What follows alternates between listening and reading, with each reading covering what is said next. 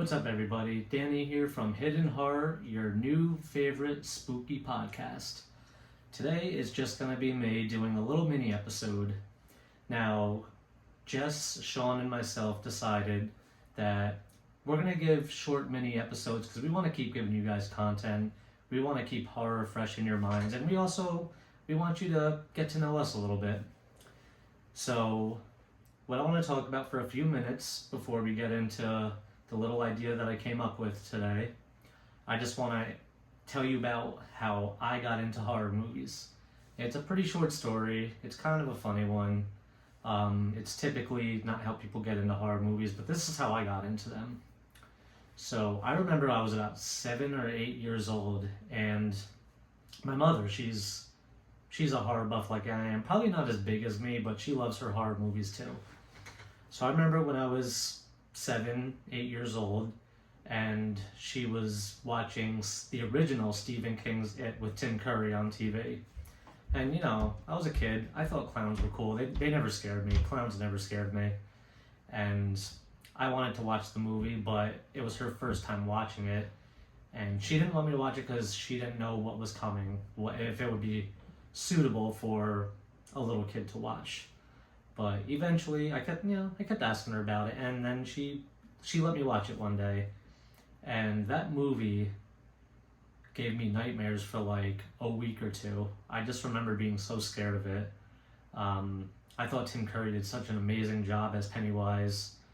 He was creepy, scary, horrifying, while being funny, but the creepy side of him got the best of me.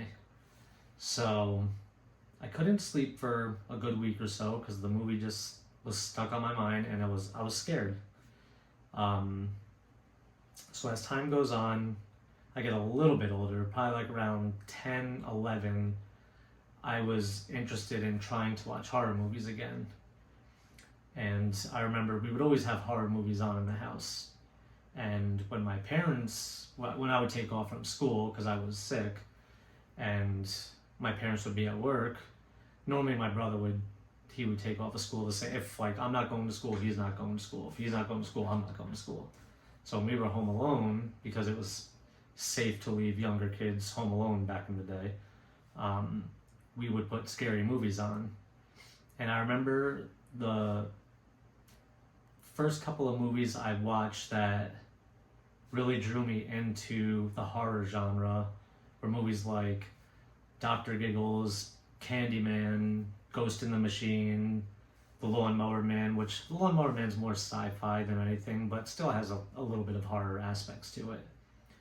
So I started to really dig horror movies, and the two movies that really, really made me a fan was From Dusk Till Dawn and Tales from the Crypt Presents Demon Knight, which those two movies to this day, even though they're from the mid-90s, they hold up very well, and I still love them to this day.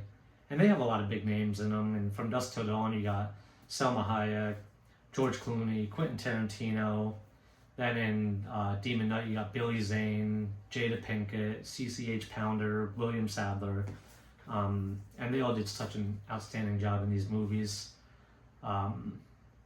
Which Billy Zane, I want to do an episode on Demon Knight because even though it was, I don't want to say it was a mainstream movie, but it was popular. I mean, a lot of people know Tales from the Crypt. It was the series they had on HBO. They were little half-an-hour episodes, and I don't know how many seasons it ran for, but I'm pretty sure it ran for a lot. But in that movie, Billy Zane he was such a good villain. He was funny, but terrifying at the same time. He was just awesome. That movie was so good. If you guys haven't seen it, I don't really think you can stream it anywhere, but you can probably buy it really cheap or rent it really cheap, and it is 100% worth a watch. Fantastic movie. CGI needs a little bit of work. It came out in, I think, 95. The technology back then is nowhere near where we're at today, so the CGI is not the best, but it's passable. They seem to use more practical effects for the gore and everything, which they they did such a good job with that movie. Super fun watch, so definitely check it out. Alright, so that's how I got into horror movies. So this idea I came up with today, I wanted to record something. I wanted to give you guys some content. So I was thinking, how cool would it be to have, one of those little wheels that you just fill in a bunch of slots and you hit spin and it just randomly picks an answer. So I filled one of those out today with 20 something questions. Just random questions I was thinking off the top of my head that I think would be good to answer, and it allows you guys to get to know like the way I feel about horror movies. So we are going to get started. So right here on the screen, it's going to pop up. I'm going to have the wheel spin, and let's see what questions it comes up with.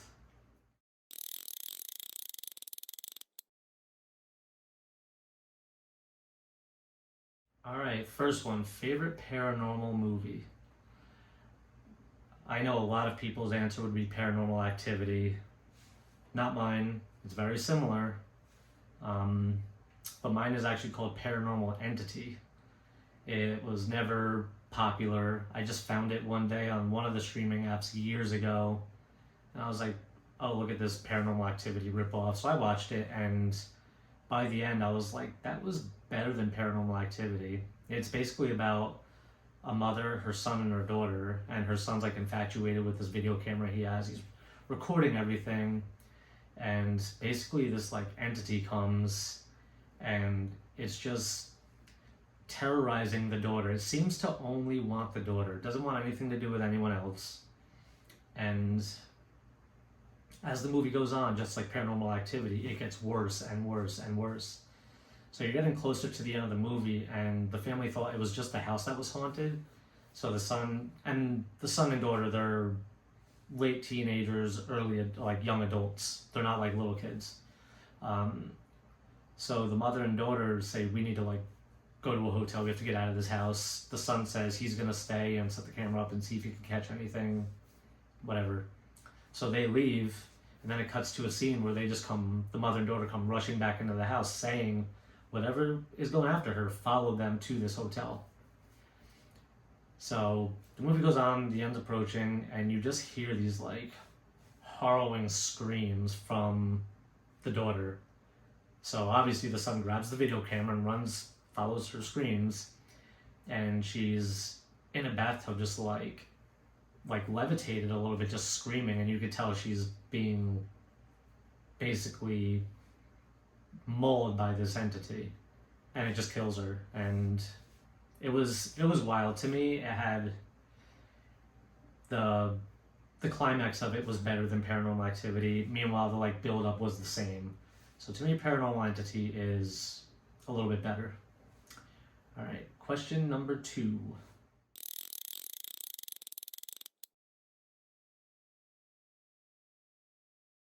What do I think is an underrated horror movie? It's another found footage movie. It's one of my favorites, and movie critics, they advertise that it's like the scariest movie of the year and a horror movie like no other, and I kind of agree. There's not many horror movies like this. And I'm going to say the original VHS, which was an anthology film, had 5 shorts in it. Every single one of those shorts was absolutely crazy to me. Only one of them was kind of boring, but it still was not bad. VHS was a wild movie, and 4 more came out after that. There was VHS 2, VHS Viral, VHS 94, VHS 99. I think VHS Viral, I'm gonna say, is the worst one out of all of them. I liked it. I didn't love it. I was super disappointed with it because I thought it was going to be so much better. Because overall, VHS 1 is better than VHS 2, but out of all 5 of the movies, VHS 2 has the best short in it, which is the one called Safe Haven, about an Indonesian cult. It is mind-blowing, it's terrifying, it's graphic, it's gory, it's scary. It was just absolutely insane. So I'm gonna say that's my underrated film because it is known, but it's not appreciated. It should be appreciated way more than it is. So, question number 3.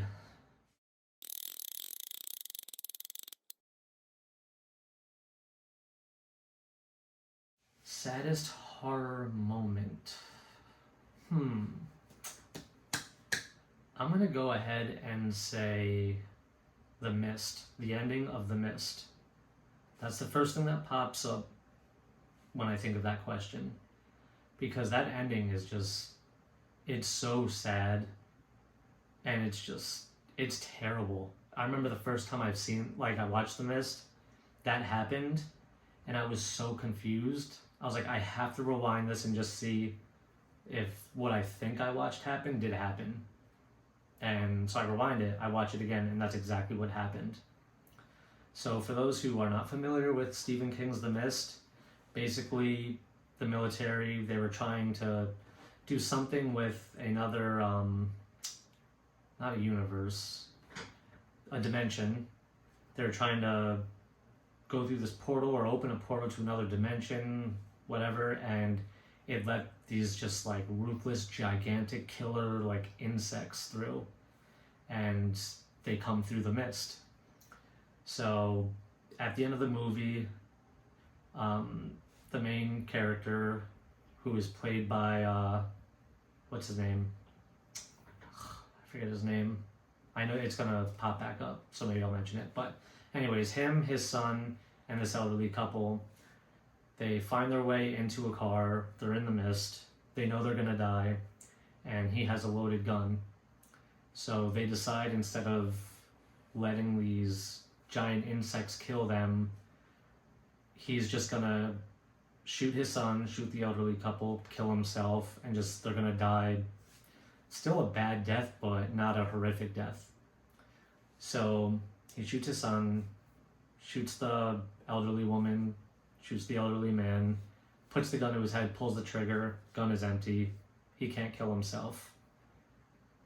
And once he realizes there's no more bullets, you just see the mist clear, and you see the military like outside everywhere, like they just solved the problem, when like just a minute ago he shot and killed these other 3 people and was planning on taking his own life.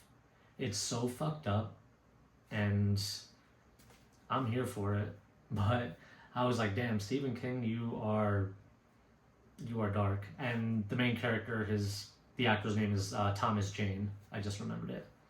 So question number 4.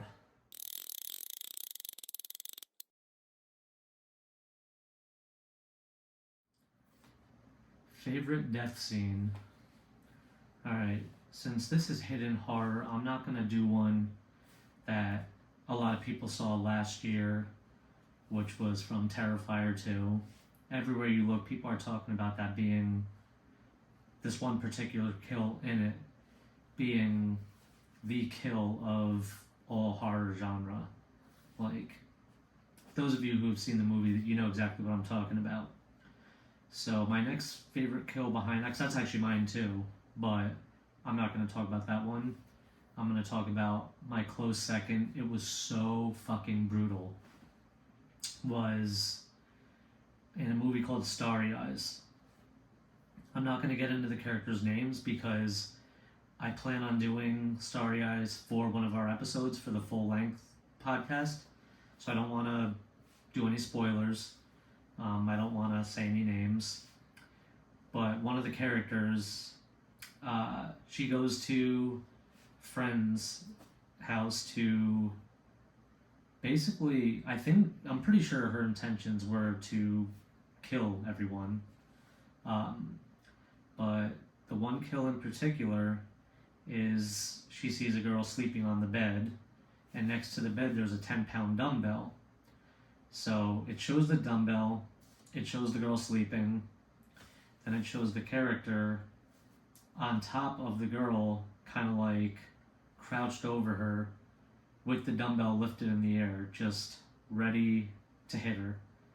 And then it shows the girl kind of like move a little bit and like open her eyes, and she looks up and does one of those kind of things, and then this character just pounds her face in with this dumbbell over and over and over, and it's just turning her head into just a pile of like blood, brain matter, and hair. And she stops and looks down the hallway because she sees someone, and it's one of her other friends. She looks at him, then she looks back to the girl on the bed and just hits her a few more times. Just, she's dead. Like, you already killed her. Probably 2 hits would have done it, but she hit her like, God, like a good 15 times. It was absolutely insane. So I think that's my favorite kill from any horror movie. So let's get on with our final question, number 5.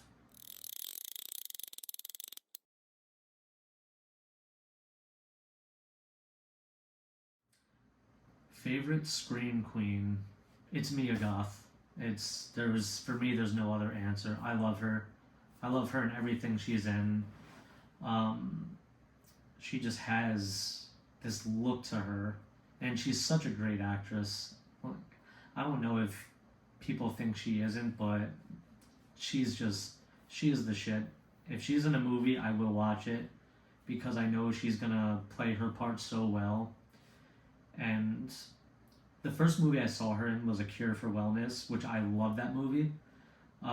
That's on like I kind of want to say that's in between horror and thriller, maybe.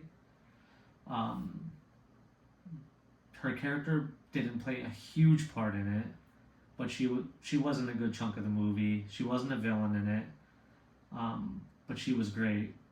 And then I watched X, where she was not the well, technically she had 2 roles in X. She played the old woman that was the killer, who was Pearl, and then she played Maxine. And then after X, Pearl came out, so that was basically Pearl from X. The movie Pearl, which came out after, was a prequel. It was Pearl's origin story, and again, Pearl was played by Mia Goth, and she absolutely killed that role. She was terrifying. It's like she just, I don't know, there's something about her that she just plays her role so well and is so convincing. There's 2 points in the movie. Like, one, she does this like 5-minute dialogue where the camera is just, they took it in one shot. She didn't mess up at all, and she had a lot of lines. Unless they did it in multiple shots, but if they did, then their editor's a magician, because it was perfectly still, and it looked like she was just sitting there for 5 minutes talking, same frame, everything. It was crazy. And then when the movie ends, this is not a spoiler for those who haven't seen it, the credits are rolling and it's just her smiling. She's just sitting there smiling, and through the whole entire credits, and then that smile starts to kind of like turn into a frown, but she's trying to smile, and then like you see tears start coming out. Like, she's my favorite. I love her. I think she's just absolutely amazing. I'll give an honorable mention to Sarah Paulson. You don't really see her in too many movies. The only movie I can really remember her being in was Bird Box, which, spoiler alert, she dies pretty quickly in the beginning. She wasn't a villain or anything. But all the different roles she plays in American Horror Story, because she's in most of the seasons, she's absolutely amazing. In Ratched, she's amazing. Fantastic actress. Absolutely love her too. But yes, Mia Goth is number 1 on my list. So, well, that's it for 5 random questions. I hope you guys enjoyed it. If you guys have any comments, any questions you would like me to answer, or for Jess or Sean, for all of us, leave it in the comments section. Do not forget to like and subscribe. All our social media accounts are posted in the description. Give us a like and a follow over there too. And we will keep all the creepy coming for you. Alright guys, I hope everybody enjoys your night, and I'll see you next time. Stay spooky.